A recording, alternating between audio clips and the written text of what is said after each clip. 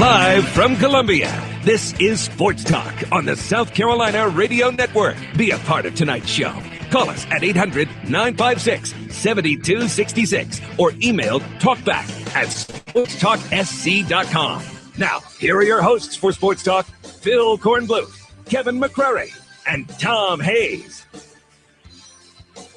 I guess the marathon starts today. Players have been working extremely hard, and we're very, very excited about getting started on the 2015 season. It's a great time of year for us. Despite the weather, it's the first day of practice, and excited about the year, excited about the kids that we've got in our program, and they've been working extremely hard in the individual work and the group work and in the weight room, and they got the right attitude, and we had a great fall. They're back. Chad and Jack ready to go back at it again for another college baseball season. Practice got off to a wet start today as obviously teams had to adjust their plans.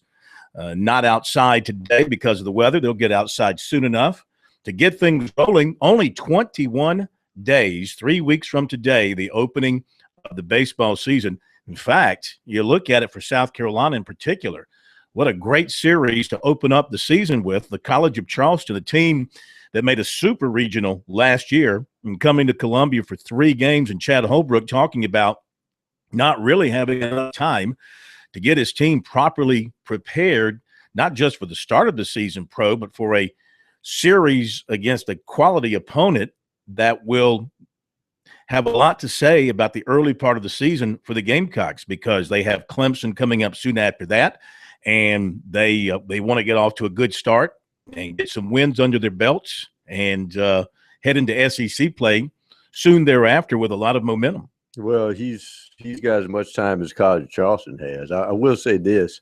It's interesting to note that it seems to me, maybe it's just me, but for the past 5 or 6 years, the weekend before baseball practice is spring-like.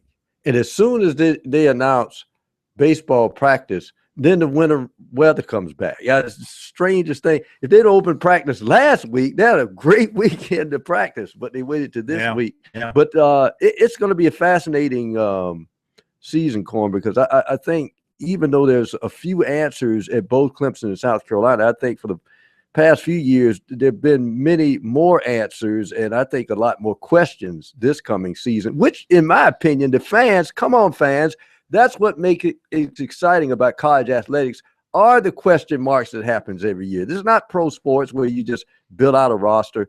This is a season where you see what the youngsters do, and they'll surprise you. We're going to hear from the head coaches, and also tonight, look ahead to basketball tomorrow. South Carolina's really hyped up about this game with Kentucky. Emotion will carry you only so far. 5 minutes. Yeah. But you still have to execute and make shots and rebound and not give up second opportunities. So we'll hear from Sindarius Thornwell from the Gamecocks. Clemson with a good opportunity tomorrow to pick up an ACC win and flush that terrible loss the other night at home to Florida State, get that out of their system, get back on the winning track. Wake Forest, not a very good team, comes to Little John. We'll hear from Brad Brownell. So we've got baseball, and we've got basketball, and we're going to talk football, recruiting, hot and heavy. Got a ton of stuff for you, including a 2017 commitment for the Gamecocks. Back in a moment.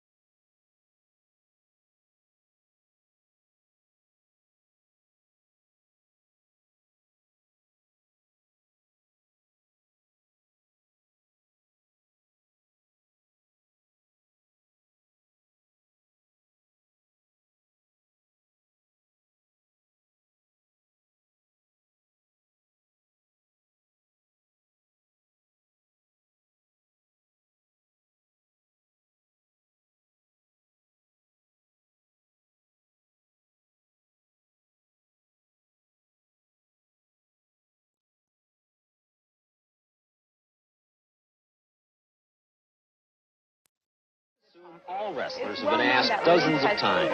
What? Is this a good business? Yeah, it's a good business. I wouldn't be in it. Only the tough survive. That's the reason you ain't in it. And this punk holding the camera reading, he ain't in it. Reading these rednecks out here ain't in it because it's a tough business. Of mine for shaking my hand after touch. Terrific. What, is that all you got? Lynch's teammate The standard question. Chris Matthews, you know, standard question. I think it's fake. You think it's fake? Touchdown.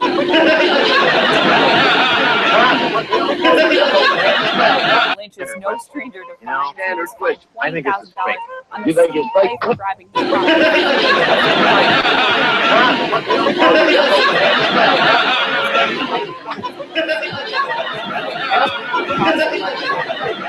if he refuses to address the media as the league gears up for Super Bowl 49.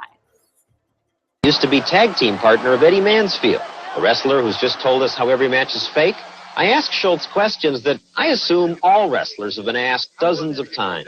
What? Is this a good business? Yeah, it's a good business. I wouldn't be in it if it wasn't. Why is it a good business? Because only the tough survive. That's the reason you ain't in it. And this punk holding the camera reading, he ain't in it. Reading these rednecks out here ain't in it because it's a tough business. That's terrific. What? Is that all you got? I'll ask you the standard question. You know, standard question. I think this is fake. You think it's fake? What's that? Is that fake? Huh? What the hell's wrong with you? That's open hand slap, huh? You think it's fake? You come like that. It's fake? Easy.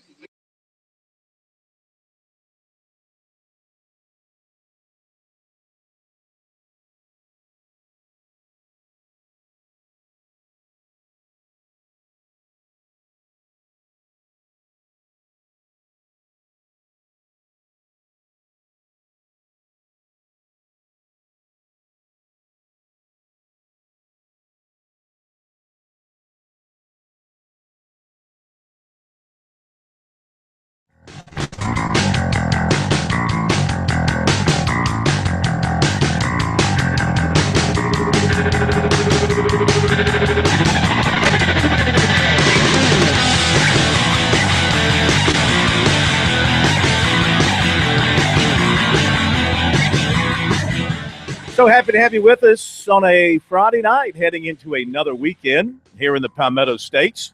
Our phone number, 800-956-7266. First up, first in on the program tonight, 800-956-7266. Email talkback at sportstalksc.com. On Twitter, it's at sportstalksc. On Facebook, Sports Talk Radio Network. And, of course, we suggest that you check out the website regularly at sportstalksc.com. Complete coverage tomorrow of the basketball games from Clemson and USC. Post-game stuff, all available there. Steve Spurrier will speak to the Gamecock fans at halftime of the Kentucky game. We'll have that covered. And I believe he's going to meet with the media at halftime of the Kentucky game, as he did a couple of weeks ago. We'll have that all up for you on the website, sportstalksc.com. Make sure you don't miss that. I want to talk about the basketball tonight. South Carolina, Kentucky. Do the Gamecocks have a chance against Kentucky? I say yes. The Gamecocks, despite their poor start in SEC play, the games have been close. They've had a chance to win some of these at the end. They just haven't gotten it done. As poorly as they played the other night, they still had a shot to tie that rimmed out in the final second. So they're certainly capable. Kentucky, of course, has the great talent, has the great coaching, no doubt about that, but they have walked a very narrow line in a number of games this year, especially on the road. They've had some close calls. It's going to be a sold-out crowd tomorrow.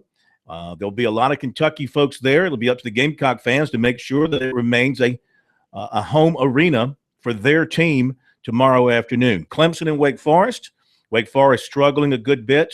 Clemson, very poor performance in their loss the other night. Will be seeking some redemption. They've had some time to kind of get over it here a few days, and now they're getting a break from that very tough opening 5 games of the ACC slate. Now maybe they can exhale a little bit and take on some of these lighter weights. Did you see what Georgia Tech did last night at Virginia?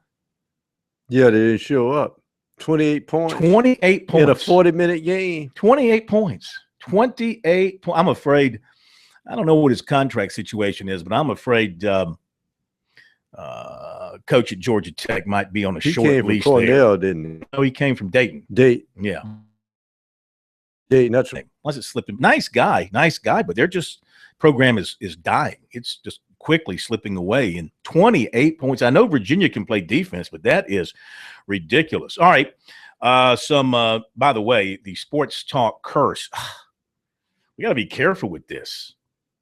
Upstate lost last night. Well, hold it. They lost to a good team. Let me absolve you of the curse, because I want to make a comparison here.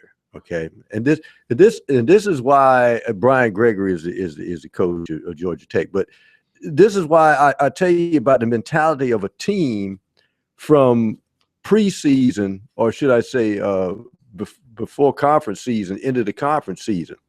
South Carolina, great blowout wins against a Clemson and Oklahoma State, beat Iowa State. They come into conference forgetting the intensity level of conference play. That's just my opinion.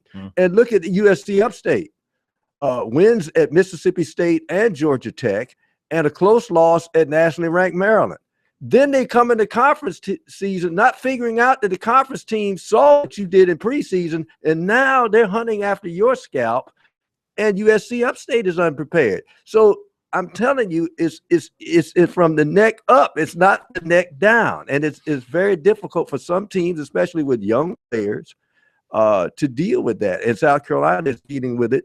And they get it in spades tomorrow when they see the Big Blue come to town. Yeah, well, Thornwell said that they had a team meeting again this week and talked things out, and feels like they've had good practices. So we'll see if the Gamecocks can respond in kind tomorrow afternoon. That's a noon tip over at the Colonial Life Arena. All right, some other quick news notes, and we'll get to your phone calls. Shaq Rowland is headed to Prairie View. His mother confirmed that to Josh Kendall of GoGamecocks.com.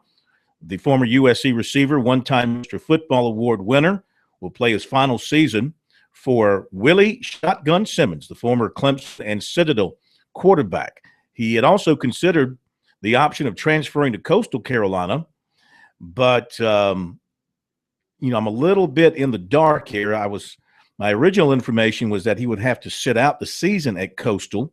And Prairie View is also an FCS program. At first, I thought Prairie View was Division II, but they're FCS. They're SWAC. They're the SWAC. Yeah. So those of you who saw the original story on the website when I had the headline as Division II, that was a mistake and cleaned up. But his mother said he does face a 2 or 4 game academic suspension at the start of the season. So I'm not totally clear on all that at this point, but he is apparently headed to Prairie View. USC football, offensive lineman Brandon Shell is going to miss spring practice, surgery, torn labrum, right shoulder. And Marquise Roberts, linebacker, also had labrum surgery. This being reported by the Associated Press. He will also miss spring practice. Gamecock football recruiting today. This was announced by the player on his Twitter account, and it is Shrine Bowl offensive lineman from Ridgeview, Dennis Daly, 6'6", 290. He announced that he's military, but is being placed there by USC. So he'll go to Georgia Military and spend 2 seasons there. And if everything progresses well for him, he plans to enroll at USC in January of 2017. So technically, as long as both sides stay together, technically he is the Gamecocks' first commitment for 2017, and they continue their strong relationship with the Georgia Military. In fact, Coach Burt Williams at GMC told me that he has sent more players to USC than any other school. Georgia would be next, but I think South Carolina's had 1 more than Georgia has gotten from him. Clemson linebacker, formerly Stephon Anthony, was named the linebacker practice player of the week at the Shrine Bowl. Very impressive during the week. The quarterback, Garrett Grayson of Colorado State, the wide receiver, Philip Dorsett, Miami, the running back of the week, David Johnson, Northern Iowa, offensive lineman of the week, Laken Tomlinson of Duke, defensive lineman, Danny Shelton of Washington, the defensive back, Kevin White from TCU. Let's see. The Tar Heels, North Carolina, announced today that wing Theo Pinson has a broken bone in his foot. He'll be out indefinitely. He's a freshman. Fractured the fifth metatarsal. He is from Greensboro. He was highly touted, highly recruited, but is averaging only 3.3 points, 3.7 rebounds, and 14.6 minutes per game for the Blue Bellies. Braves Caravan, which was scheduled to be here in the Columbia area January 25th, has been canceled because of a scheduling conflict. Oh, I thought they traded all the players. No, that too. They don't have enough players to make the Caravan. They'll make every effort to reschedule, the Braves say. All right, quickly, let's jump to the phones, get the phone calls rolling, because we're going to get very busy here coming up with coaches and recruiting. Let's go to Cockett's in Columbia, listening on The Point, 95.9, 1470 AM. What's up, Cockett? What's up, man? How y'all doing? Fantastic. How you doing, bro? Fantastic. Doing good. We're all good. Rotator cuff doesn't hurt. Everything's good. I tell you one thing is, the University of South Carolina have the men's basketball team probably have I don't think they have a chance, man. I think it's gonna be a blowout. I think it's good to see Kentucky fans coming up. Why do people call you Cockett if you hate the Gamecocks so much? Well, my name is Speedy, really, and I'm afraid to call me that. But but see, the difference between me and most fans, I'm a realist. I just don't see it. It's happening. I think they're gonna come out with a game. Talk, come out with a little bit of emotion, and most teams are supposed to do that. It's good to have the crowd behind you and support you. But at the end of the day, you guys know it comes down to talent. All right, hang on a second, Cockett. You were born Cockett. You will remain Cockett. Back in a moment.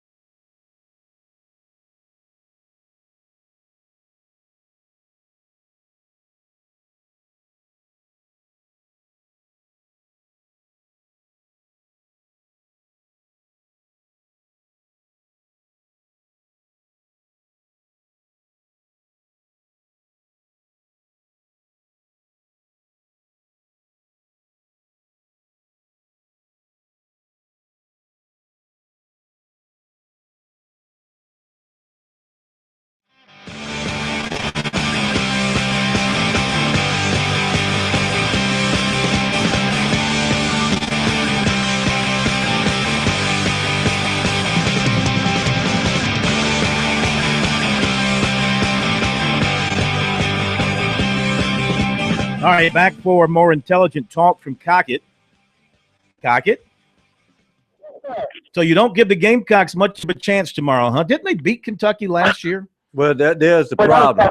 There's the problem. That was last year. I'm just saying like this, but man. The Gamecocks are better. The Gamecocks are better than they were last year. They're a better team than they were last year. Well, when you start losing to small teams down below the coast of South Carolina, that tells you that they just don't have enough good thoroughbreds on that team. I mean, it's going to be a little close, but at the end, it comes down to coaching, it comes down to continuity, and it comes to talent. And I just say it like this: you think Tennessee was a spanking? I think we're going to get spanked real bad. I think it's going to be about 10 to 15 points. I don't think it's going to come close. We might stay right in the early part, the middle part, the second half. But at the end, the talent kicks in. I just don't see the size, and they just don't have it. I mean, they got maybe one or two good players on that team. It's going to take this coach another contract. He got 2 years remaining on his contract. I don't see him ever get this program to the NCAA. I just don't see it. I mean, you tell me, and I just wanted to get you guys' opinion on this. Okay, Steve Spurrier is probably about almost over his ranking as a head football coach. What is Ray Tanner gonna do when he leaves and they have to make a decision on a basketball decision? Those are two biggest things that's gonna really change the face of University of South Carolina when it comes to his next hire. I get you guys' opinion, and I'm just so happy to see your Packers home right with the Cowboys. Well, here's the deal, Crockett. One of the problems. May you have a leak in your roof tonight. One of the problems that South Carolina right on top has had, which they have, I think, rectified with a level-headed guy, an athletic director like Ray Tanner, and the guy who preceded him, Eric Hyman. You got to exercise some patience sometimes. You know, these 5-year plans of firing coaches, bringing another one, that doesn't work. Because when you're building a program, it takes building relationships, as you said yourself, continuity, and that means you put a guy in place. South Carolina has talent on that basketball team. There's no, and then when people say they need this, they need that, what did Butler have when they made their runs? They played team basketball. Sometimes you get with the players you have, and if they're on the same page, they can play. This is the same team, as I said before, that blew out Oklahoma State, that beat Marshall by 30-something on the road, and they beat Iowa State on a neutral court. So this team has what it takes. You got to have patience, Cockett. If you don't have patience, get off the bandwagon. You need to get off. I think he's off the bandwagon. It backed up over him. Yeah. They've got, I agree with you, they've got better players. They've got better players coming in. But this is about tomorrow. This is about the here and now. And what are they going to do with the Harrison twins, who match up extremely well with the size of Sindarius Thornwell? They're both 6'6". He's going to have a hard time getting over them. And then you go inside. You got 7 feet. You got 6'11". I think it's a wash at guard, really. I think South Carolina has good guards. It's the inside play that's going to hurt them. But they're going to probably zone them a good bit with that length and make a poor shooting outside team shoot over the top.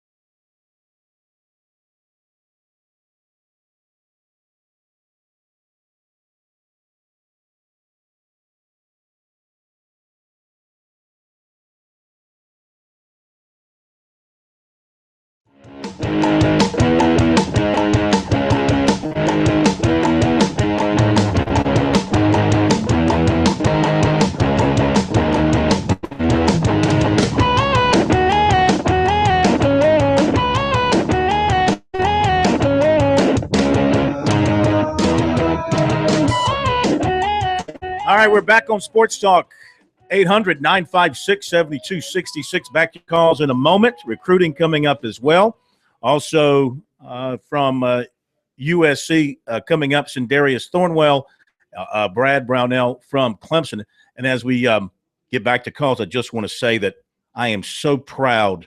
I am so proud of the American college sports scene. A moment occurred last night that I will cherish and that I think really brings home to us what the spirit of college athletics is all about. And, of course, I'm talking about the fight in the Alabama-Auburn women's game last night. Did you see that? Yeah, I saw. Well, I saw the women fighting, and I didn't pay attention to who the two teams were. It was Alabama-Auburn, and it was a quick slugfest. These gals, they didn't back down. I mean, it was punches being thrown, players into the bench, referee being knocked down. And I say, ladies, welcome to our world. Well, you don't hold back. So in step other words, out of the you kitchen, a big respect, and slap them upside the head. So I like that. So man, you're shaking your head. What you don't think women athletes should be fighting, exchanging punches on the court or anything like that? I mean, does that go against your sports philosophy? I think it's hilarious that you're like, ladies, join us. It always has to be like a division of sexes in your mind. It's not just, hey. Well, I mean, ladies are supposed to be a little more polite. Have you heard the term cat fight before? Unfortunately, I've seen one or two of those in my day. Yeah, there's a reason for that. All right. Anyway, I'm just glad to know that they're catching up with the rest of us. Back to the phones. They've been here all the while. Back to the phones we go. And it's James in Sumter. Hi, James. Do the Gamecocks have a football coach in Sumter yet? Not yet. I don't believe so. Okay. But hey, man.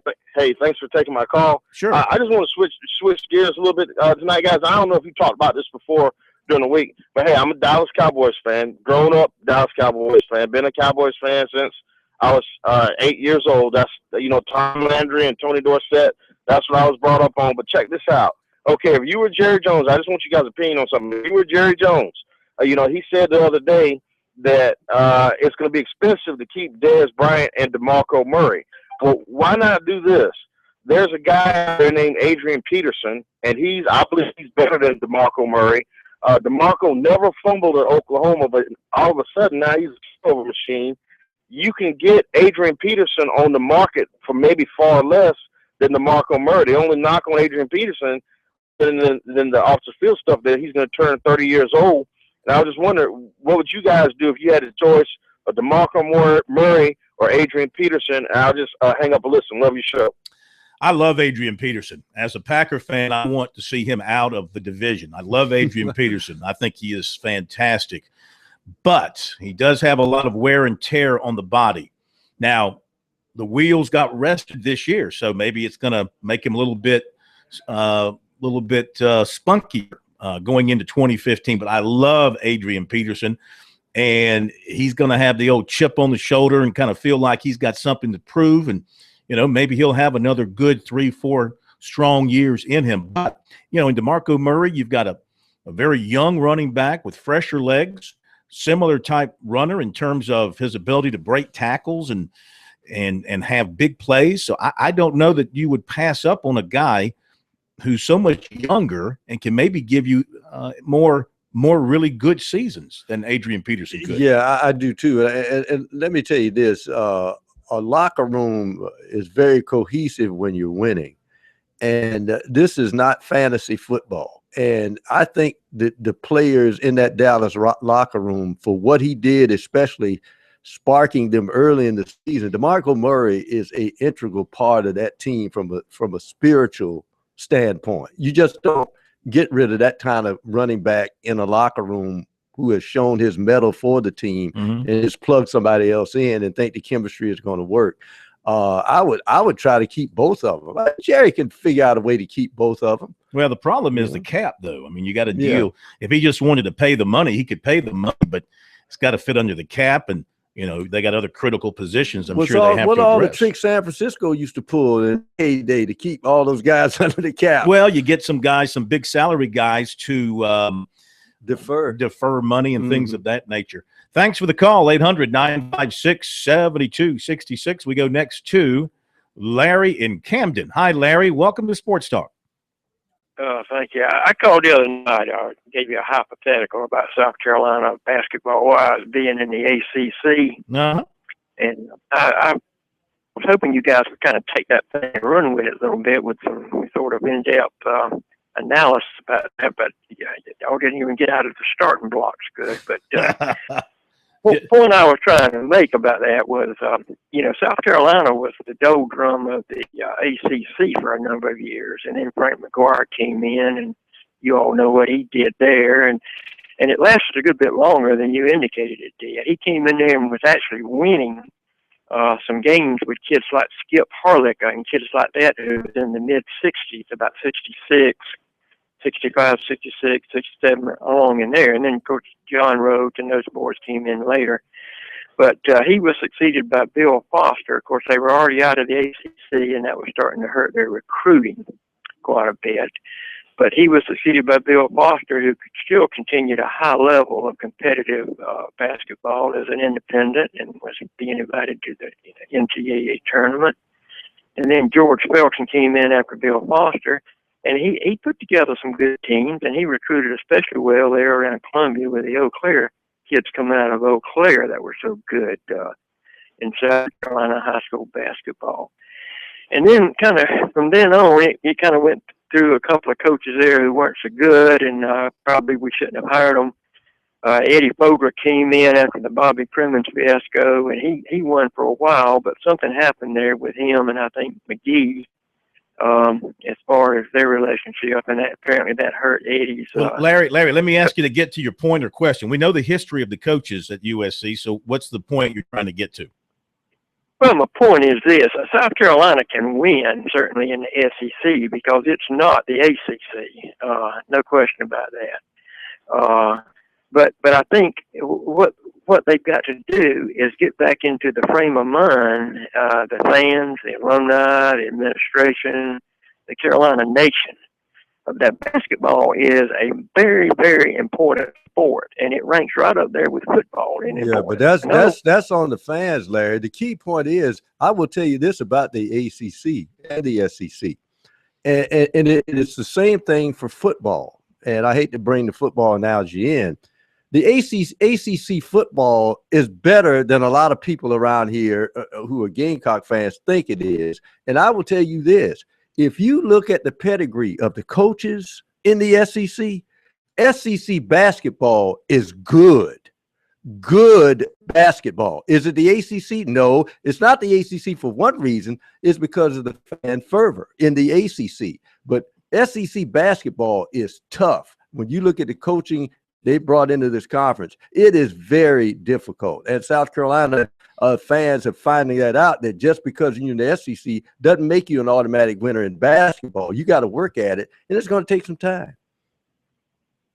Well, I agree with you. It is going to take some time, but it can be done. Yes. And I think in order for it to be done, it's going to have to go back to the days of enthusiasm and support that it did in those South Carolina heydays in the ACC as far as basketball. Well, and thanks for your phone call. Keep in mind during that heyday, what made it so beautiful, and this is gone. This is why I tell the younger sports fans today, you don't know what it was like.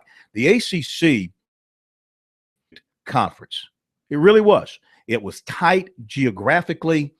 You developed your rivals because they were your neighbor just about. I mean, for South Carolina, their longest trip was up to Maryland and Virginia, but then you had the North Carolina schools and you had Clemson. You almost did it one year. You can physically go to 4 ACC games in one day. Yeah. And Phil, you pull off 3, didn't you? I did 3. I did 3 in one day. So, and my point is that kind of closeness and proximity just made for just intense rivalries that went deep. Be right back.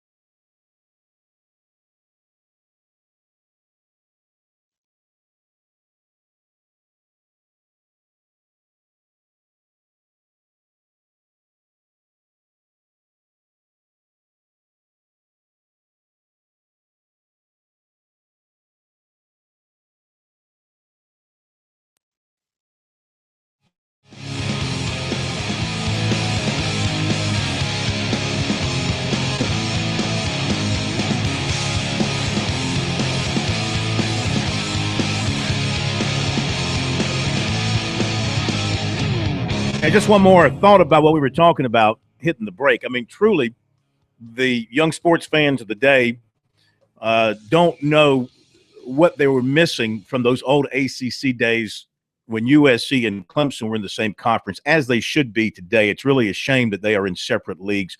Imagine what the games are intense. They mean a lot now. Imagine if they still meant something from a conference standpoint. And I know the administrators at some point kind of reached the point where the hatred amongst the schools became so great that it wasn't what they wanted. But, the passion, the dislike, the competitiveness, the interest. Back then, you knew everything about your opponent's players. You knew their birthdays. You knew who they were dating. You knew if they'd done something wrong. I mean, today, the fans, they come to the big arena and they sit on their butts and, they clap a little bit here and there, but they're basically disassociated from what's happening out there. Gamecock basketball fans don't know much outside of Kentucky. They don't know who's playing for Mississippi State or for Tennessee, maybe Georgia. Because they're not into it. But back then, maybe if the program got to the level it was back in the mid-'60s, early '70s. By the way, I didn't realize this. I got to get to recruiting. Didn't realize this. I was looking up Frank McGuire on Wikipedia, and they actually list the years that he went to the NCAA tournament, 71, 72, 73. Even though the Gamecocks, they didn't win a game in 71. Anyway, they are credited with a Sweet 16 appearance. Because remember, the field wasn't, but it was only 2014. Yeah, it was 24-32, whatever it happened. Right, but they're given credit for Sweet 16 appearances there, which, you know what? I think, is that fact lost on the people over at USC? Do they have any banners suggesting that the Gamecocks have been in the Sweet 16? No, they don't. Let me answer for you. They don't. I just think they know that back in Sweet 16, getting doesn't there matter. Much, Sweet 16 is Sweet 16. I mean, what you can qualify it all you want to. My point is, they should be celebrating the fact that they've had 3 Sweet 16 appearances instead of just ignoring it. And a couple of wins in consolation games. Well, yeah. As well. Now, 72, they did win a game. That was the game where Kevin Joyce, I think, hit a jumper from the corner. Might have been Brian Winters. Might have been Brian Winters. Yeah, might have been Brian Winters. Yeah. I think that was a year. Then they got blown out by North Carolina. That was Joyce, I think. I think it was Winters. Yeah, and then they got blown out by Joyce. North Carolina. Well, whatever. But what the thing you failed, and I know you got to get to recruiting, is ACC was idiotic back then. This is when every league only got one team in the tournament, and these idiots actually played a postseason tournament to crown their champion who went to the NCAA. These proliferation, but the money they made from the ACC tournament. Wow. Then. I mean, and again, that the was ACC equivalent. Tournament. It's not equivalent. What to was beautiful about the SEC ACC tournament football. back then? They tipped off on Thursday afternoon at 12 o'clock. Every seat was filled. Every seat was filled. 16,000 plus, and it was like that. You couldn't get a ticket to the Nobody ACC. would go to the Now you restroom. can't give them away. Nobody would even leave to go to the restroom. Shame. They have killed one of the great. Those are old days. The only sporting event. Well, I shouldn't say only. Maybe there's 2, but really, one long-lasting traditional sporting event which has been able to rebuff all of the evil of television and the things that ruin a sport. It's the Masters. And they're giving in some. They used to only let you show so much of the Masters. Kentucky Derby. That's a horse race. Kentucky Derby. All right, maybe TV, Kentucky they Derby. advertise it. But the Masters, that's they're still, like they have been since the 30s, and for the most part, television is changing it some. Now there's full coverage from number 1 to number 18. That's been a change in recent years, but they've still been able to kind of control their product. Everybody else is just sort of given away to the people who sit up here in Madison Avenue and make the decisions. All right, to recruiting. We got to go quickly here. Well, I'll have to carry it over. First of all, let's talk about official visits this weekend. South Carolina's got 23 on official visits, including committed players. And this would include non-commitments: Arden Key, defensive end; Rashad Fenton, defensive back; Trey DeRuin, offensive lineman; and Corey Holmes, offensive lineman. Committed players visiting: offensive lineman Christian Pellish, defensive back Damon Arnett, defensive end Quandeski Whitlow, defensive back Antoine Wilder, defensive end Dante Sawyer, defensive back Torrey Boyd, defensive end Devontae Covington, linebacker Daniel Fennell, punter kicker Joseph Charlton, offensive lineman Zach Bailey, and more.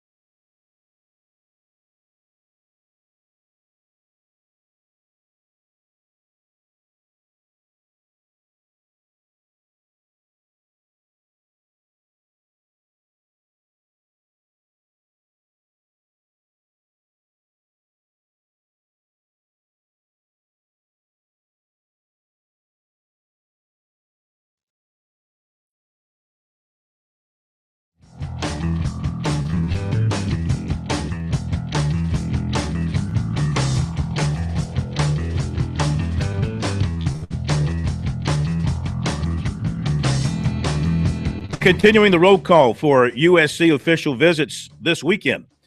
Running back Mon Denson, these are committed players. Running back A.J. Turner, tight end Connor Redmond, athlete Octavius Johnson, receiver Jalen Christian, tight end Kyle Markway, quarterback Lorenzo Shamik Blackshear, receiver DJ Neal.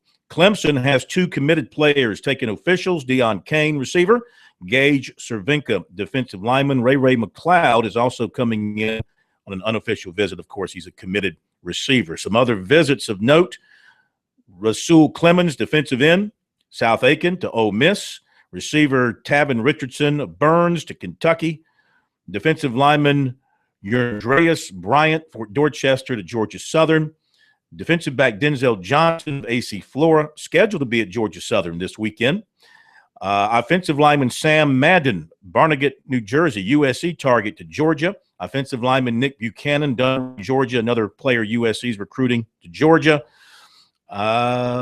Tristan Payton, wide receiver from Jacksonville, just decommitted from Southern Cal. USC, South Carolina, starting to show some interest in him since he decommitted. He's from Jacksonville, and there could be some late action there. He's going to Central Florida this weekend.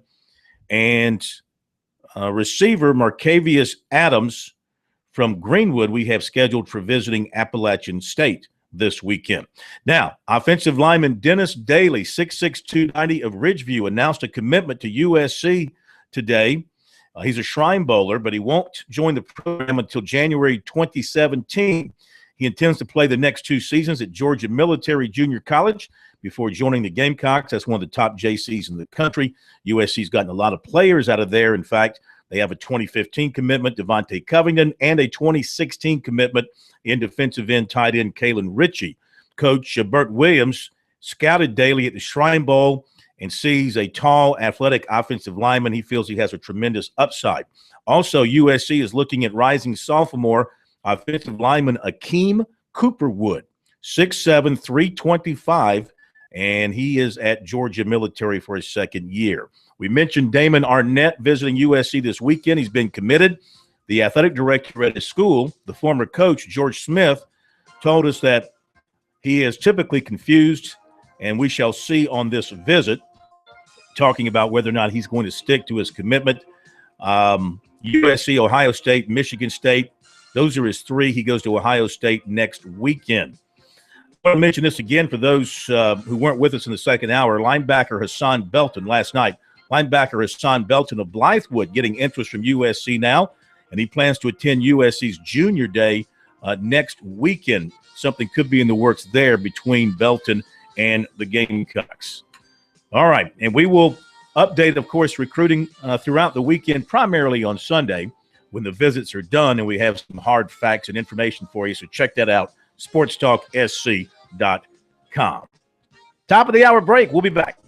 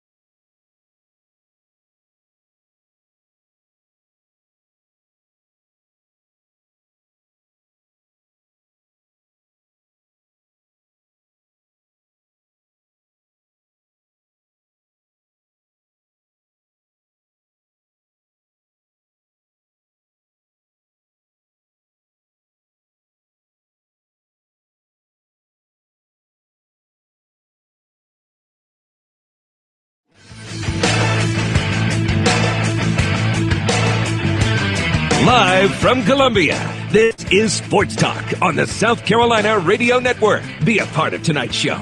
Call us at 800-956-7266 or email talkback@sportstalksc.com. Now, here are your hosts for Sports Talk, Phil Kornbluth, Kevin McCrary, and Tom Hayes. Okay, a busy hour ahead here on Sports Talk. Coming up, we're going to dive into some basketball, taking a look at South Carolina and Clemson's upcoming games this weekend, and baseball. We'll hear from Jack Leggett and from Chad Holbrook, previewing the start of practice for their respective baseball teams. Lee Klein will be here at the bottom of the hour, our college and international basketball expert. He'll share his thoughts with us on activity coming up this weekend on the hardwood. As far as games around the SEC and ACC this weekend, in the ACC tomorrow, of course, Wake Forest is at Clemson on the ACC network at noon. Florida State plays at North Carolina. That's a 2 o'clock tip. Miami goes to Syracuse at 4. Could be a good ball game. Miami won the other night. Seems to have gotten itself straightened back out. Mm-hmm. Syracuse also won the other night after losing to Clemson. On Sunday, Virginia at Virginia Tech. Wow. How ugly could that be? The way Virginia clamps down on you. Boston College at Georgia Tech. Duke goes out of the league to play at St. John's. Is that game at the Meadowlands or is it Madison Square Garden? I know they're not playing at St. John's Arena. I think it probably, I want to say probably the Meadowlands. That's where they usually play. They like to play a game in the Meadowlands. North, yeah. Let's see. Louisville at Pittsburgh. That could be pretty good. And Notre Dame and NC State could be pretty good. And then Monday night, this will be a good one. Syracuse at North Carolina on Monday night. Well, the interesting thing is, and it's, I guess it's sort of poetic justice, but ESPN, ACC Network, and all those other networks that have covered Duke for so long, and because it's technically a Big East telecast, gets Coach K's Styles victory, Fox Sports 1. Oh, wait. By the way, it's at Madison Square Garden, that Duke game. All right. Kentucky at USC tomorrow at noon in the SEC. By the way, Frank Martin's next loss at South Carolina will be number 100 of his career. Got 155 wins, 99 defeats going into Saturday. See if he can stave off number 100 for a little while. Texas A&M at Tennessee, Arkansas at Missouri, Georgia at Mississippi State, LSU at Vandy, Florida at Ole Miss, Auburn and Alabama, big rivalry game there. Of course, the women duked it out the other night. What will the men do? Auburn, Alabama. What will the men do? They play that game too. They didn't play that game was at Alabama. And they weren't playing in the regular arena. They were playing. They must have their old arena that the women use. Yeah, probably instead of using their main arena. Mm-hmm. Which how can they Title IX and equality and how can that be? They can do that. I mean, Kentucky uses Memorial Arena for their women. Mm-hmm. They don't play in Rupp Arena. Mm-hmm. Mm-hmm. Is that just by choice by the women wanting to have their own place? Yeah, I think they want an intimate place. Whereas Dawn Staley said, "Oh no." See, further indication of women having second-class status in some parts of the country. I'm opposed to that. They should be playing in the primary arena. 16,000 seats. Coleman Coliseum. That's where they need to be. No. I'm marching. Only Tennessee I'm getting me a and placard South Carolina and I'm marching. playing the big arenas.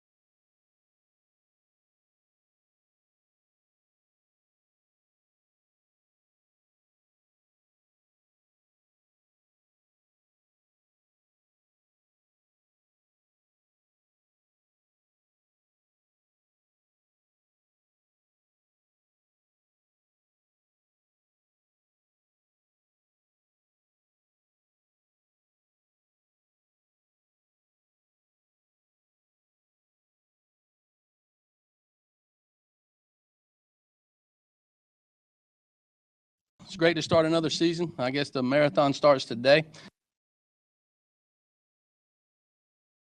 Yeah, we're just excited about it. It's a great time of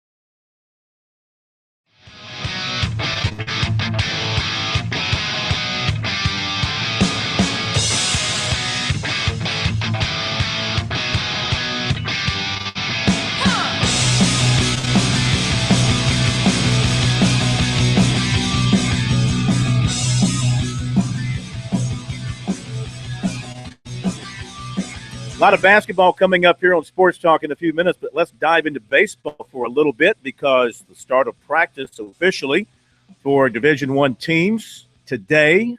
Chad Holbrook and Jack Leggett met with the media to preview their respective teams. Let's begin here in Columbia with the third-year head coach of the Gamecocks, Chad Holbrook, ready to roll again with a talented team. Got a few holes to fill. He still likes this club.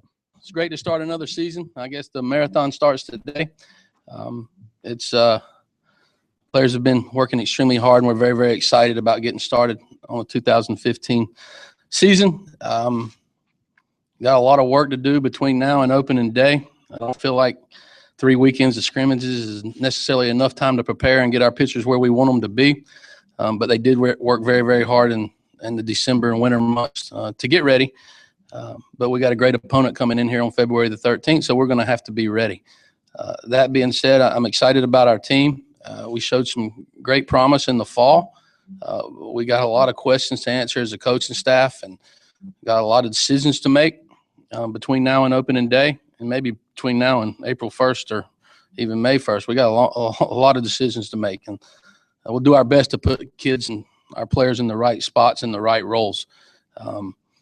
But all in all, it's always exciting to start a new season. Our players are ready to go. They've worked extremely hard, done everything I've asked them to do. Had a great semester academically, did a lot of great things off the field. Now they just want to be inside the white lines and playing ball. And we're ready to get that cranked up. And today's the first day as a team we'll be together. And I couldn't be more excited. And I don't think they could be more excited as well. So I guess D1 baseball put us out and came out this week and said we're number 5 in the country. I think that's a bit of a stretch. We're not the 5th best team in the country come January. I can assure you, as we sit here right now, that's not where we are. Anytime you lose your Friday night starter in Jordan Montgomery, All-American closer in Joel Seddon, 2 mainstay position players in Grayson Griner and Joey Pancake, we obviously have holes to fill. That being said, Kyle Martin returning is a big shot in the arm for our team. He's a leader, senior leader. Kyle and Connor Bright will provide us some great leadership from a position player standpoint. We do feel good about Jack Wynkoop and Will Crow having 2 of our 3 weekend starters left are back. So we just got to determine what we're going to do with Taylor Widener, and we're going to put him in the weekend, or we're going to close him. And so we got a lot of important questions to answer. But all in all, our leadership's been great. They've done everything that I've asked them to do. And I think with Kyle leading the way, I don't think leadership will be a question amongst this team. I feel good about what they've done, and I feel good about what they've tolerated or wouldn't tolerate off the field amongst their teammates. They've grabbed this team by the horn, so to speak, from a leadership standpoint, and I couldn't be more proud of what Kyle's done. Chad, how is Max's health, and what did he do from last summer to now? Has he been turned loose at any point yet, and when might you expect to turn him? No, he's loose, and he's I think Max is one of the best players in the country. I don't think our fans and you guys have been able to see him perform at the level he's capable of performing on a consistent basis. We've all seen flashes, but he's been hurt. He's been banged up, and he's lost about 20, 25 pounds. He looks different in a uniform. He's more agile. He's quicker. He's faster. And he worked extremely hard in the offseason. His rehab was very intense in the summer, but he also dieted very hard. He concentrated on what he's going to put inside his body, eating the correct things, and I think he cut out the late night pizza and maybe some other things as well. So he looks fit. He looks in shape, and I think that's going to make a difference. Not only offensively for him, it's going to make a difference defensively in his lateral movement. And I think not carrying that extra weight will enable him to get through a season healthy. It certainly will be a lot less strain on his back, and his workouts have been very impressive. Baseball is a hard game, but Max has a chance to be a very special player, and we expect him to have a big year. All right, Chad Holbrook, all of his comments on our website, sportstalksc.com. He goes into detail about the catching situation, a couple of guys vying for that, how he might move some people around on the infield. Shortstop competition, very good, and competition for the left field job. All right, now to the upstate, where Jack Leggett, the veteran, the Hall of Famer, knows this is a critical year for him, a critical year for his program. He's ready to get after it once again. We're just excited about it. It's a great time of year for us. Despite the weather, it's the first day of practice, and excited about the year, excited about the kids that we've got in our program, and they're working extremely hard in the individual work and the group work and in the weight room, and they got the right attitude, and we had a great fall. We had a couple injuries we were trying to fight through to get those guys healthy, but other than that, all the stuff that happened after last season with the rumors and all that, what's changed with the team from last year to this year? Not much has changed. I think our attitudes of all the time and working hard and doing what we have to do to try to put the best team possible on the field. And, we've tried to make some adjustments as you do after every season and try to figure some things out and try to do things a little bit better here and there. But I've always had a lot of confidence in how we handle our program, the type of kids we put out, and the success we've had. And, we want to go to another level than where we were last year. So we're all working hard at it, and we're all on the same page, all working together, and excited about the beginning of it. Are you embracing some of those, suggestions that you going into the season? Have you been embracing? Has that been a challenge for you, adjusting some of that? No, I think it's everything we talked about at the end of the season was positive, and it was one of those things where, you always can learn, you always can get better at what you do. I've been doing this a long period of time, but there's always things we can get better at, and we try to make some of the adjustments that we talked about, and we're all on the same page. We're all looking forward to it. I think we're all excited about the beginning of the season, and so I think it's all been good. It's all been good. Did you go visit any of those other programs? Well, we all took an opportunity to go visit either college programs or professional programs, and talk to people who have been in the business a long period of time, and who've got some ideas about what any phase of the game that you want to try to make improvements on. And so I think it was really good. I think we took an opportunity at some point during the fall to talk the game of baseball with other people, and that's something we normally do anyway. A group trip for you guys, or just No, individually? It was tough to get everybody scheduled together. We had individual work going on in fall baseball, so we kind of did some things on our own, which I think actually worked out great. Did one or two folks ask you to share some of your ideas when you made those trips? Yeah, it happens a lot. And, a lot of people, we talk baseball a lot of times with other people and other programs and professional people, and, they want to know how we do certain things, and it's always nice to share ideas. So I think everything's been really positive, and I think, it's always been a good learning experience. If you've been doing this as long as I've been doing it and you think you can't learn any more, then you're in trouble. So I think it's all been good. Can you say who you visited with? I'd rather not, because I don't want you guys hounding anybody,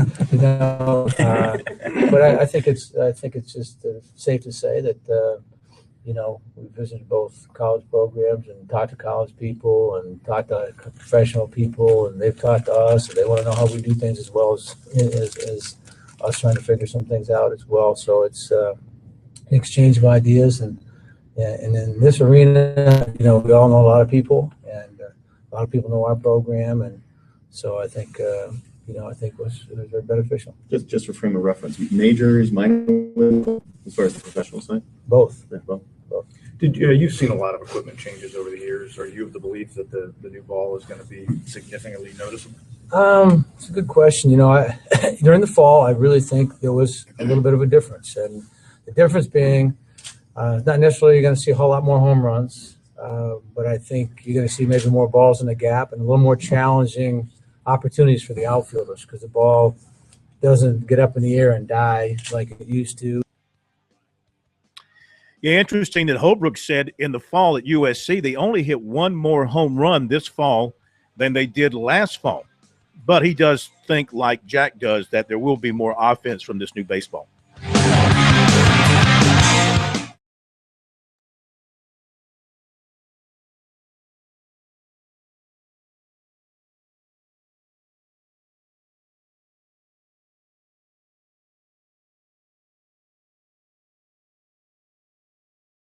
Just getting back to the things that we was doing before conference play.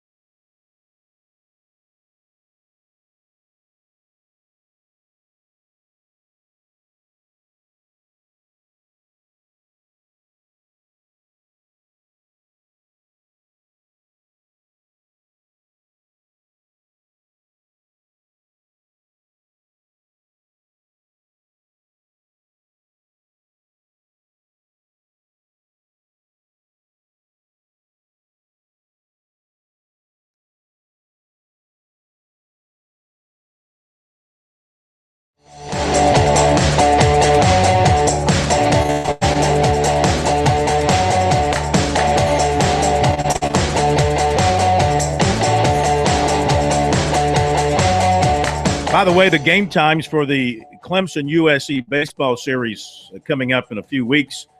Game at Clemson on Friday will be at 6:30. Game at Fluor Field on Saturday will be at 2:30.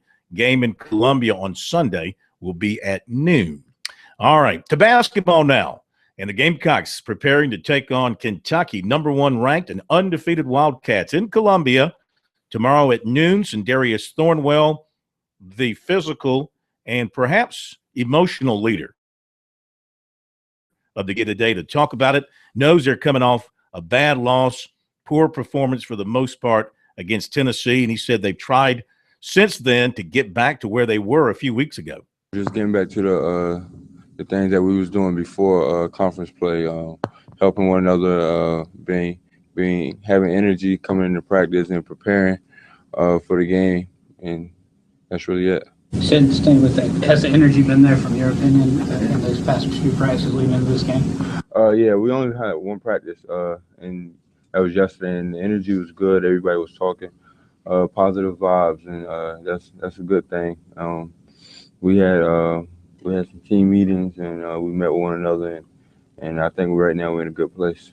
Why do you think sort of the energy level and maybe lack of preparation tapered off after New York? Because that's sort of what Coach was alluding to after your last loss. I think it was just more so adversity. After New York, we played Florida and lost to Florida, and as a team, we won 7 games and come off first game of conference and lose. So I think it was just tough for us trying to overcome adversity. Can you guys take some positives from the fact that the last time here you guys were able to win the game? Yeah, we can, but that was last year. It's a new year, so new year, they're a new team and we're a new team. So we just coming out and just trying to create good vibes and come in and do the right thing. Playing a team like Kentucky, #1 with all these NBA picks on it, How much does intimidation play a factor in their game? Intimidation. I don't think anybody intimidated. I think we're gonna prepare for them just like we did for Coker. Nothing different. We're gonna play defense like we did against anybody else. They're players. They do everything just like we do. So same age as us. We're gonna come in and compete and play as hard as we can. I think the phrase Frank used on the radio show tonight was overinflated opinion of ourselves after the 7-game winning streak. And he mentioned, guys, Andy Katz talking you guys up and hearing about how good you are on Twitter. And do you think guys maybe got too caught up into that? Do you think that played a role in it all? Yeah. But I think more so we just got complacent. Everybody got comfortable with themselves instead of continuing to work. Me, myself, I was making shots, and so I figured I could stop going to the gym and shooting. So I think it was just more so everybody got complacent and felt like they didn't need to work because we was winning and we figured out that we could do the things. So I think right now everybody back to working out, coming in, getting extra time, watching film, and getting shots up. Gamecocks have lost 4 of their last 5. They're 10-7, 1-4. Kentucky 18-0, 5-0. Again, the Gamecocks are going to be at the height disadvantage. They got to keep Dakari. No. Lemonis Chikavicius. and Demetrius Henry. They got to stay on the floor and stay out of foul trouble to give them a chance.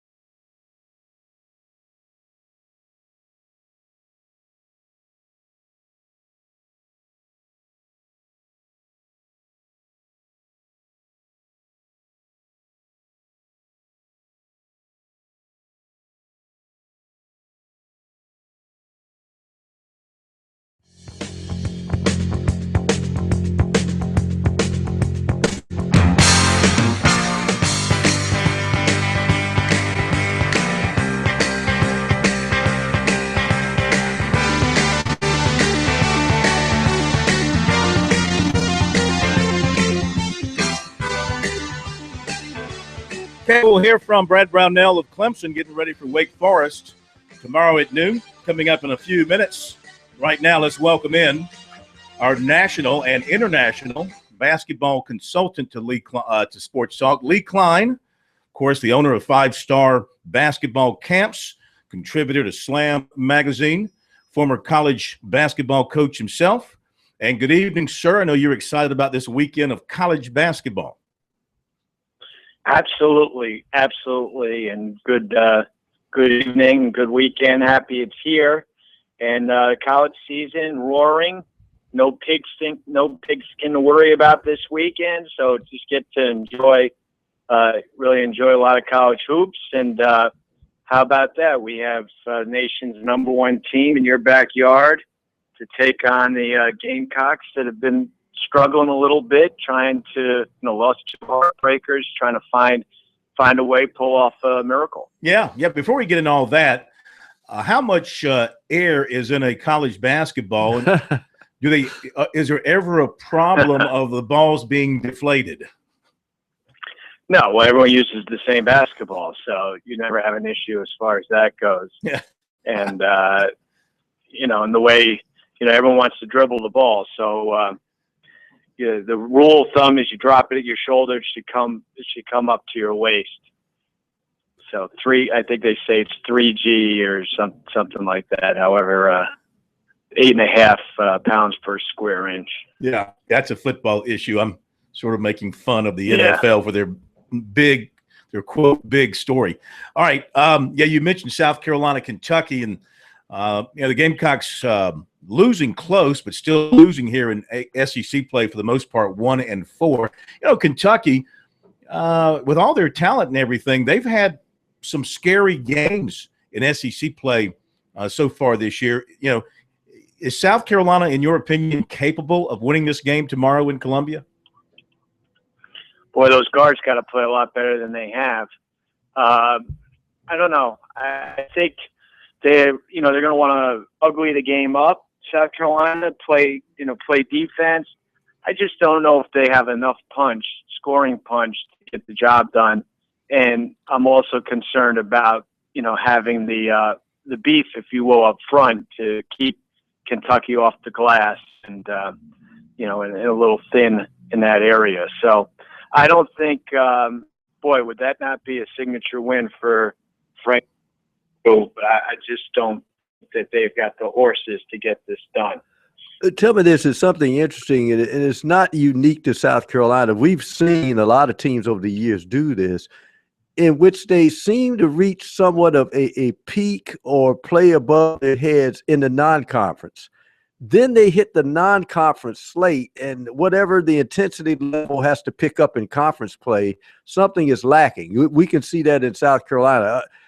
Is that something you see quite often when you look at teams around the country? And in your opinion, from a mental and a physical standpoint, what happens to a team that seems to hit it in December and then deflate in early in conference play? I think there are 2 factors. One, you can't beat the videotape. Scouting catches up. So by the time you hit conference play, people have seen enough body of work where they know how to defend you. They know what your tendencies are. And so you have to constantly reinvent yourself.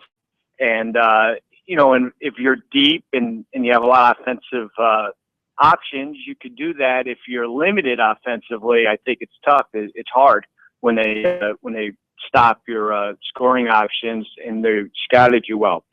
The second thing that happens specifically with freshmen when you're depending on young guys and freshmen is there's a wall that you hit, there for the young guys. I know that, for instance, like a Marcus Stroman, some of the sophomores there, it's just that sort of midway point of the season.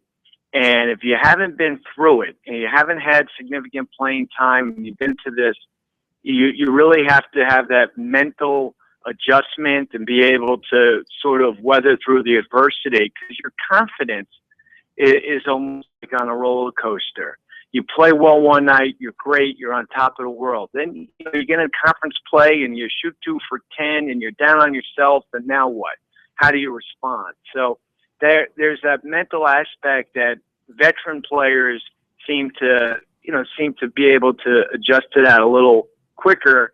If you're a young guy and you're in a big spot and now you're struggling, how are you going to respond the next night? Do you have the mental toughness to do that? And so that's one of the things you're seeing, unveiled before your eyes.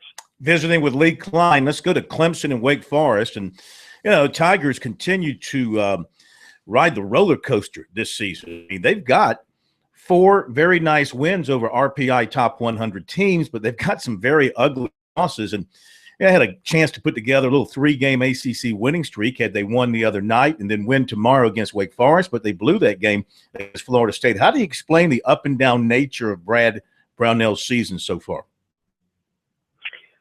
Well, I mean, not to, hit on the same thing, but when you struggle to score the basketball, you keep your opponents in the game and you're ended up, your margin for error becomes very thin. And, here you go. You play Florida State. That's another good defensive team. And they're in the game and you come up short. You got to have more success with their shooters. It's not a particularly deep Clemson team. You need, some of the seniors to sort of carry it. And, look in the Florida State game. They shot 38% from the field and 26% from beyond the arc. And Florida State shot 57% from the field. So there you go. Their margin for error is really slim. They're not a talented offensive team, but they're going to really, roll this. They've got also, their assisted turnover ratio is not great. They got to do a better job taking care of the basketball, but more importantly, facilitating for their teammates and, making the extra pass. But, this is, again, opportunity knocks. Wake Forest at home, at NC State, tough game, but then BC at home. Mm-hmm. It'd be a great time to get on a run. They're 2-4 in the conference, and, if you could get to 500 in the conference, you got a great chance to make and get a bid that, with the quality of the ACC. So can they get there? All right, let me ask you about 2 teams very quickly. We got about 2 minutes to go, and I want to get your thoughts, first of all, on our old buddy, the job he's doing this year, Larry Shyatt at Wyoming. Is this the year he gets them to the tournament? And is Gonzaga this year's mid-major non-power conference team that's going to make that run deep into the tournament? Gonzaga this year's Wichita State. Yeah. And they very well could be. I don't think they're going to lose a game the rest of the way going into the tournament.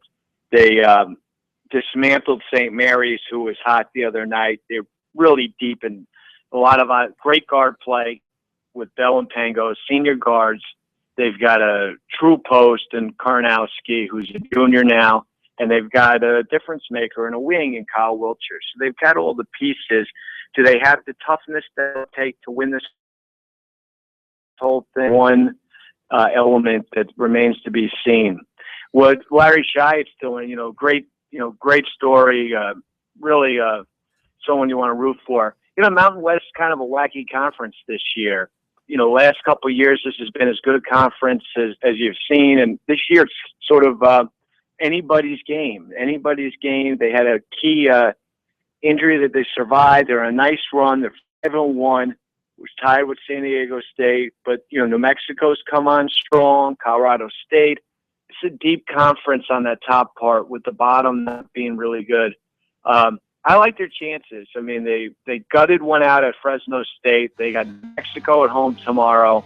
That's one that they got to find a way to win. The Lobos, as they know, won a close one earlier this week at UNLV. If it's time for Wyoming to get on a run, and I do think this is the year.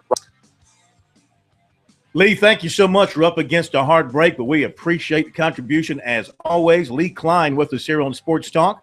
Back with Brian Brownell coming up.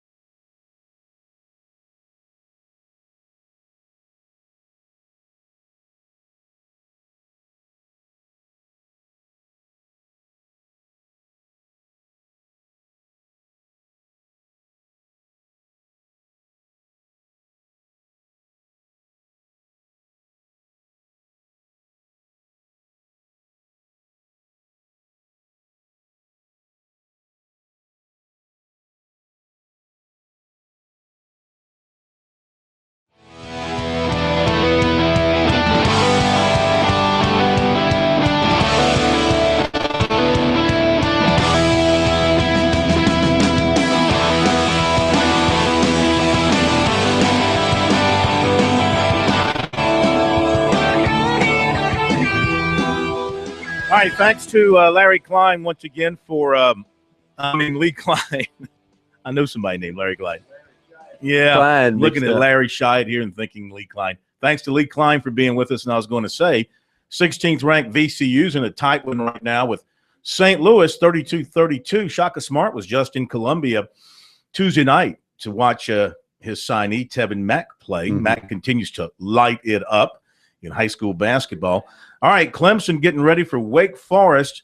The Demon Deacons, they are a struggling bunch. Of course, Danny Manning, in his first year of running things in Winston-Salem, they're 9-10 overall, 1-5 in the ACC. So this is big for Clemson because if they lose, they're going to fall into a tie deeper in the ACC basement. Well, not in the basement because there's some teams behind them with no wins, but down towards the bottom in a tie with Wake Forest.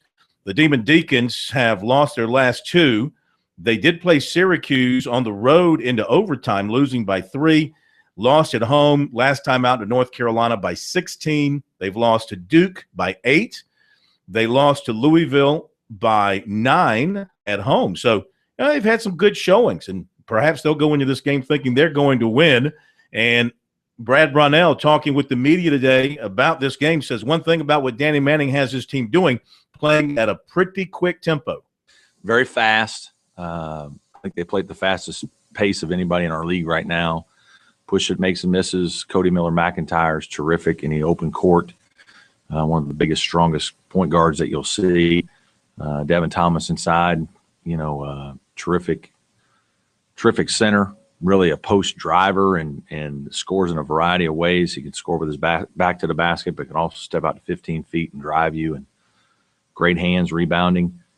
Good young players. I think they're playing pretty hard and have had a very difficult start to the league in terms of the schedule they've played. Most of the name teams in our league they've already played, and took a bunch of them to the wire. Duke, Louisville, especially. So, we'll have our hands full getting them slowed down and under control defensively, and then as everything with us offensively, we've got to be better than we were on Monday night.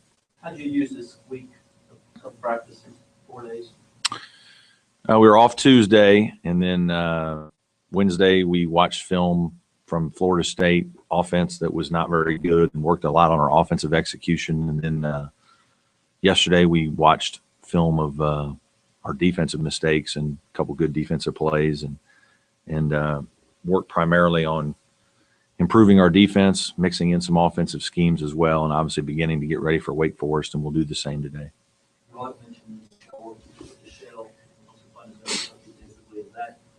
Is that uncommon this time of year to go back? No, I've always gone back to basic fundamentals whenever you get time. It's hard this time of year when you don't. This feels like the first time we've had some time to really, take a day off, come back, still have a couple days to get ready, and you can spend a little bit more time on and some basic fundamentals as opposed to always game planning. We play so many games so quickly that you're always preparing for the next team. And so we certainly broke some things down, especially yesterday, and we'll do it again today. Standard what we got to do with down after Monday night. You mentioned that you try to keep the keel. Is that hard to communicate that to the players? A little bit. I think players don't, they don't hurt as bad after a loss as a coach or as long. It's just part of it. It's just the nature of being an 18, 20-year-old kid. They're on to the next thing in life, the day after. And sometimes they need to be reminded of poor performance. And, so we've done that for a couple of days by dragging the film on for 2 days. I did on purpose to make sure that our guys understood that our last performance wasn't a good one, and that we didn't play the way we need to play and didn't play to our ability level in a lot of ways. And they understand that. But they needed reminding of it on Wednesday. You give them an off day on Tuesday, and by Wednesday they've put that game behind them. And there's sometimes that's really good, but there's a lot of times when they need to see that and be reminded of the things that we have to get better at, and that they didn't do the things that they practice, that we've practiced. And when you don't do those things, you're not going to be successful. There you go, Brad Brownell. Again, that's a noon tip-off for the Tigers at Little John Coliseum tomorrow. Hopefully a good crowd will turn out for that. Wake Forest, Pro was saying off the air, and the same thing Lee Klein said. Can be a dangerous team, got some good young players, and they've lost some close, tough games. Get a quick lead on them. Take their confidence away from them. If you let a young team retain confidence deep into the first half, they're going to be dangerous the rest of the game. Might want to zone them some. Not a very good three-point shooting team. I'm into zoning everybody that can't shoot. I mean, it's the smart thing to do. Clemson doesn't like the zone, though. It takes something away from your team.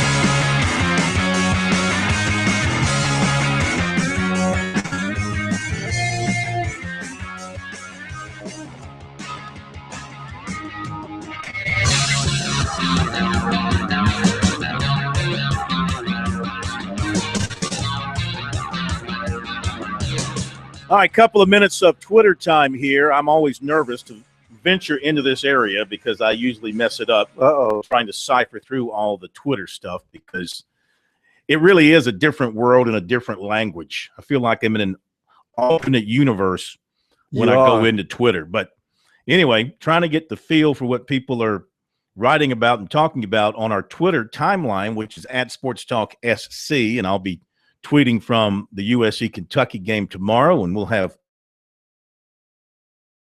Dempson K-Mac has a cheerleading event to attend. No, he's not doing the cheerleading. He's got girls. He's cheerleading the cheerleaders. But anyway, we retweeted a tweet from Steve Spurrier Jr., a picture of the USC staff, and he tweeted that Dick Vitale is going to be speaking to at their recruiting dinner or going to their recruiting dinner. I imagine he'll say something. He can't keep his mouth shut. So I'm sure he'll say something. Kind of a piece of chicken. But what's interesting here is a tweet on our timeline came in, and I'm assuming that this is a legitimate one. Sean Smith, the former USC defensive lineman, a 10-year NFL vet, says USC Gamecock alumni, NFL player, father of 3 girls, etc. And it's been authenticated. It's got the check mark by his name. So this is Sean Smith tweeting on our site. And he said, Deke is a sorry defensive line coach. He doesn't make any sideline adjustments, and our D-line was out of shape last year and overweight. Then he said that sorry-ass staff will have us playing in the Commander Bowl again. Ward needs some better coaches on D. It's former Gamecock defensive player chiming in there. He probably won't stop. Is he still in the league? I don't think so. I don't know. I tell you what now, he was a guy, in all seriousness, who came in highly touted at a junior college and did nothing. Exactly. And then goes to the NFL and makes a nice career out of it. Let's see, what else are people talking about here? One guy asked, was it really necessary that I tweeted the stat that Frank Martin is facing loss number 100 of his career tomorrow? He likes to beat on guys when they're down. Just pointing it out. Well, how about this? I just discovered this. 2 former Gamecocks, Georgia Southwestern State University now. Damian Leonard, remember him? Never saw a shot he didn't like. He's the team's Never leading hit scorer. a shot he liked either. Averaging about 16 points per game, shooting 80% from the foul line, and shooting, can I find his other percentage? Shooting about 39% overall. Also, Carlton Geathers, the big center, had knee problems. He's playing there, not very much, averaging under 2 points per game. Don't forget our coverage of the games tomorrow, sportstalksc.com. Thank you, Pro. Thank you, Steak Man. Have a great weekend, and we'll see you on Monday.